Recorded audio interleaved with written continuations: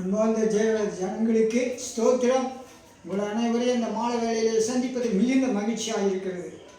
வேதத்தின் ஒரு பகுதியிலே எடுத்து நாம் லூக்கா 19ஆம் அதிகாரத்திலே 35வது வசனத்திலே எரிகோவுக்கு சமீபமாக இருந்தபோது ஒரு குருடன் வழி அருகே உட்கார்ந்து பிச்சை கேட்டுக்கொண்டிருந்தார். ஆண்டவராகிய இயேசு அவருடைய குரலை கேட்டு ஜனங்கள் மத்தியிலே அவன் கடந்து வரும்போது அந்த மக்கள் எல்லாம் என்ன செய்ய முன்னே நடந்து போக பேசாதபடி அவனை அதட்டினார்கள்.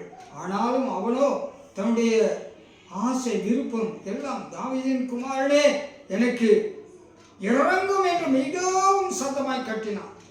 இயேசு அவனை தம்மிடத்தில் அழைத்து கொண்டு வரும்படி சொன்னார். அவன் கிட்டே வந்தபோது அவனை நோக்கி, நான் உனக்கு என்ன செய்ய வேண்டும் என்று இருக்கிறாய் என்று கேட்டான். அதற்கு அவன், ஆண்டவரே, நான் பார்வையடைய வேண்டும் என்றான். இயேசு அவனை நோக்கி, நீ பார்வையடையவாயாக, உன் விசுவாசம் உன்னை இரட்சித்தது என்று சொல்லி அவன் கண்களிலே கையை வைத்த போது அவன் பார்வையடைந்தான். என் அன்பு பிள்ளைகளே, இந்த மாலை வேளையிலே உங்களை சந்தித்தது மிக நன்றி. இந்த வார்த்தை நம்முடைய கண்கள் ஊனமாய் இருந்த காலங்கள், அநேக காரியங்கள் நல்லதை செய்ய முடியாதபடி தீமையான வாழ்க்கையில் வாழ்ந்ததெல்லாம், ஆனால் நீங்கள் ஆண்டவராகிய இயேசுவை உங்களுடைய இருதயத்தில் ஏற்றுக்கொள்ளும் போது நம்முடைய இருதயத்தின் சிந்தனைகள் எண்ணங்கள் எல்லாம் அவருக்கு பிரியமாய் நாம் வாழும்போது நம்முடைய குடும்பங்கள் ஆசீர்வாதம், நம்முடைய வேலை ஸ்தலங்கள் ஆசீர்வாதம், நாம் போக்கியிலும் வருகையிலும் பாதுகாப்பு, நம்முடைய பிள்ளைகள், நம்முடைய வயதான தாய் தகப்பன் யாவையும் அவர் ஆசீர்வதிக்கும். இந்த குருடன் மீது எவ்வாறு தாவீதின் குமாரனே என்னே இரக்கமாயிரும் என்று சொன்னார்.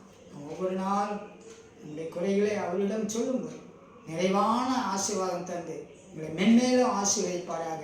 பிதா குமாரன் பரிசுத்தாவின் நாமத்தினால் உங்களை ஆசீர்வதிக்கிறோம். நீங்கள் கேட்ட அவ்வளவு உங்களுடைய வாழ்க்கையில் இந்த நாளிலே அற்புதம் நடந்து விட்டது. நன்றி, தேங்க்யூலா.